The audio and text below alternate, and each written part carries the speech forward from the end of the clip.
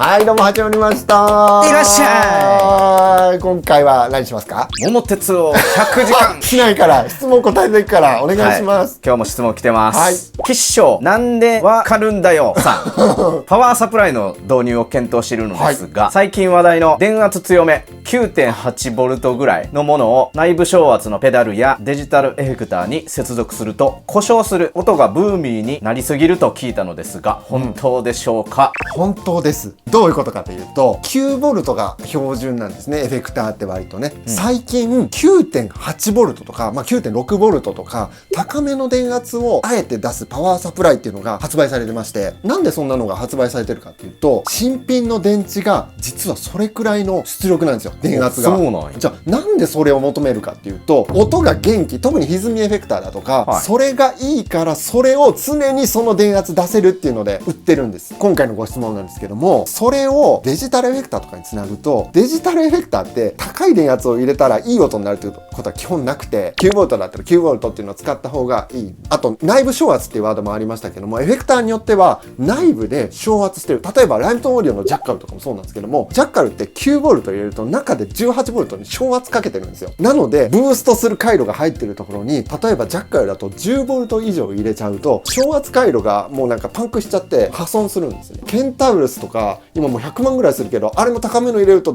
ダメですからね。やべえやん。高けりゃいいっていうもんでもないし、ぶっちゃけ 9.8V は元気で確かにいい音がすると感じることもあるんだけれども、その後に何気に 9V に戻すとそっちの方がなんか素直ですごい使いやすい音になったっていう風に感じることもあるので、これはケースバイケースで 9V を入れるのか、この歪みだけは9から 18V まで入力 OK、 そう書いてあるのは大丈夫なので、好みにね合わせてやってもらえばいいんじゃないかなと思います。小林義和絵画チャンネルさん、軽音部の顧問をしています。おお、はい。先生来たよ。先生、はいはいはい。パワードミキサーを使って、それにマルチエフェクターやキーボード、ボーカルマイクなど、ドラム以外の楽器は全部ぶち込んで音管理しています。ベースとギターの低音とのマスキングに苦しんでいます。イコライザーで差別化するべきか、パンニングで定位をずらして避けるべきか、どちらがいい対処でしょう？マスキングって言ってるのは何かっていうと、ギターの帯域、中域にこうね美味しいところがあって、でベースはそれよりも下に中心はあるんだけど、やっぱ中域ってとこかぶってくるので、そこがこうぶつかってブーミーになってしまうので、どっちかをこうカットして居場所を作ってあげるという風なことをした方がいいですかってご質問なんですけれども、それはした方が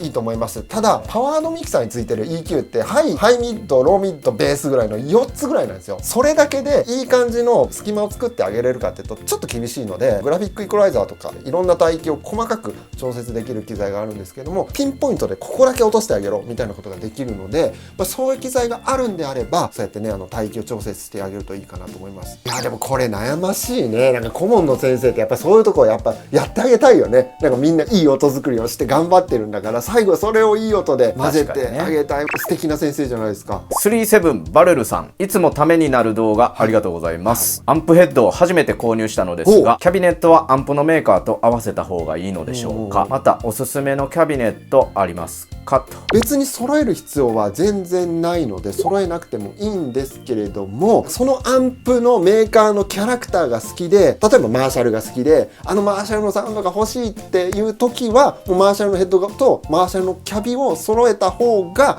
そのメーカーが動画とかでこう出してるような音だとか、まさにその音って音がするので、好きなのがもうはっきりしてるんであれば揃えるのはありだと思いますし、揃えなくても全然大丈夫です。おすすめか、僕の好みなんですけどね、単純にボグナーのキャビが僕は好きです。ボグナーの豆キャビとか一発キャビとかもボグナーにしか出せないしっかりこう芯があるのに、ちょっとねじゅわっとした味もあって信頼できる頼れる音がする。うちのスタジオで撮影してる時はボグナーの2発キャビが入っておりまして、だからマーシャルだけど下のキャビはボグナー。見た目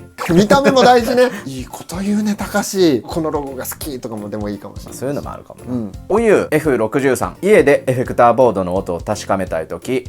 どのように確認するのが適切でしょうか？アンプはあまりいいものを持っておらず、音がどうしても大きく変わってしまいます。試しにボスの刀ヘッドホンアンプを最後のエフェクターのアウトプットに挿してみると、果てしなく変な音が出ました。アンプをヤマハのなどに買い替えるか、それともオーディオインターフェースを挟めばいいのか教えてほしいです。また自宅用アンプとしておすすめのものを教えてほしいですと。家で確認する方法、ご予算にもよるんだけれども、僕だったら真空管アンプ、10万円はいかないけどフェンダーのなんかブルースジュニアとか小型なんだけどしっかり真空管が入っているようなアンプがあれば、それで音作りするとすごくいいんじゃないかなと思うんですけれども、オーディオインターフェースに直接とかはアンプのシミュレーターがない状態で音を出してるので、それはダメなんですね。アンプっていうのがどっかに必要になります。現実的なところで言うと2つかな。1つ目はアンプシミュレーター、例えばオックスだとかエリジウムみたいなシミュレーターのペダルエフェクター機材みたいなのを買ってヘッドホンでもね確認できるし、そうやって確認するっていうのが1つ。もう1つは自分が手を出せる範囲のアンプを買ってそれにつないで確認するっていうのが割とスタンダードの方法かなと思います。オアシス18113、素人質問ですみません、私は現在大学生で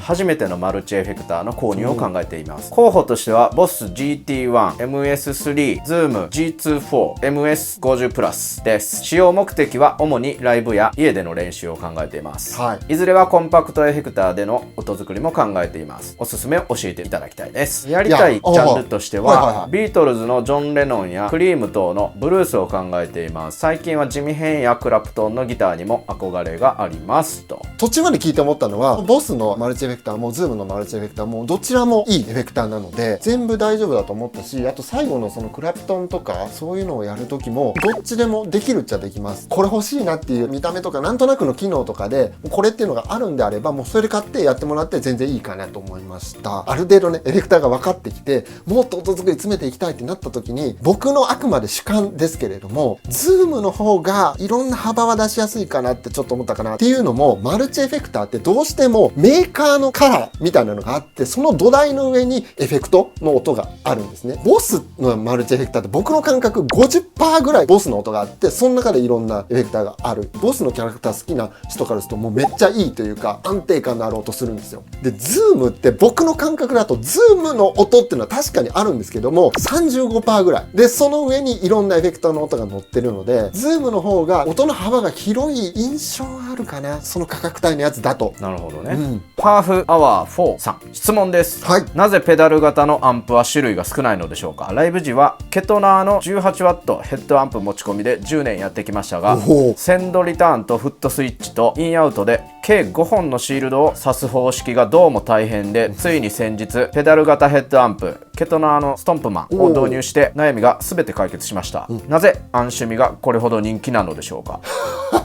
もっと普及してほしいです。熱量こもってていいですねこのお悩み。今ストンプマンってワードに出ましたけど、これ何かっていうと、そんなめちゃくちゃ大きくないサイズで足元に置けるアンプなんですよ。プリアンプだけとかじゃなくてパワーアンプも入っちゃってるので、後ろのアンプとかいらないんですよ。そういう機材を使うメリットって、好きなこのアンプを持ち歩ける、どこでもその音が出せるっていうのが魅力で、流行らないっていうか、たくさんそういう製品が世の中に出てない理由として考えられるのは、スピーカーケーブルの取り回しかなってちょっと思ったかな。ストンプマンって足元にアンプがあるので、そこから後ろにつなぐケーブルってスピーカーケーブルなんですよ。スピーカーケーブルって長い距離のやつめっちゃ高いんよ。取り回しが一般的じゃないっていうのがちょっと思ったのと、それに対してアンプシミュレーターって普通のシールドケーブルで扱えるっていうのもそうだし、いろんな音が出せた方が便利って思う方がやっぱ多いのかなと思うので、売る方としてもコンセプトとしてこう訴求しやすいっていうのがあるんじゃないかなと思いますね。でもね、僕個人としてはそのねスタイルめっちゃ貫いてほしいです。めっちゃかっこいいです。僕もボード組む時に足元にプリアンプ入れちゃって、パワーアンプだけアンプを使う、リターンに挿すだとか、フライエットのやつ使ってたんですけども、フライエットのパワーアンプを後ろに置いて普通のシールドケーブルでパワーアンプに渡して音量だけ調節してキャビに渡すみたいなこともやってたので、こだわりポイントですよね。春が来る K2W さん、ファズファクトリーをスイッチャーにつなげたいのですが、バッファー関係が難しいので教えていただきたいです。これどういう質問かっていうと、ファズはものによってはギターの直後につながないといけない、ハイインピーダンスの信号を入力することによってそのファズのかっこいい音が出るってやつなので、それをスイッチャーとかに入れるとスイッチャーのバッファーとかが先に入っちゃって音が変になっちゃうからどうしたらいいんですかっていうご質問だと思うんですよね。これ解決するいい方法があるんですけど、ライムトーンオーディオの製品になるんですけれども、訴求ですね。ライムトーンベースっていう製品があって2ループ制御できるんですね。でライムトーンベースってバッファファーが入ってないんですよ。入れてないの、あえて。これがポイントで、そこにファズ入れてループに入れるでしょ。でもバッファーが入ってないんで全然音変わらないんですよ。でそのライムトーンベースのループのオンオフはスイッチャーからラッチ信号でリモートコントロールできるので、ギターからライムトーンベースに入れる、そのループにファズがいる、そのループにワウを入れてもいいし、他のファズ入れてもいいし、2ループあるんでね、みたいなことをやってからスイッチャーのバッファーに入れてあげるっていうことをすることによって、ちゃんとその音のままリモートでねループオンオフができます。あら不思議解決しましたそういう風に使ってもらえるようなものを出したくて作ったんよ、たかし。素晴らしい。ありがとうございます。お値段いくらなんでしょうそこまで言ってないからないのね、そういうのが。シングルのループのスイッチとかはあるんですけども、やっぱりリモートで切り替えられないと意味ないので、そのスイッチャーからねやっぱ呼び出したいので。今日はそんなとこですかね。そんなとこですかね、はい、いやありがとうございます。皆さんからのご質問でこの企画成り立っておりますので、ぜひコメント欄に皆さんもどんなことでもいいので質問投げていただけると嬉しいです。そしてチャンネル登録もお待ちしておりますので、高評価とともにぜひよろしくお願いします。それじゃあ皆さんまたの動画でお会いしましょう。ありがとうございました。ありがとうございました。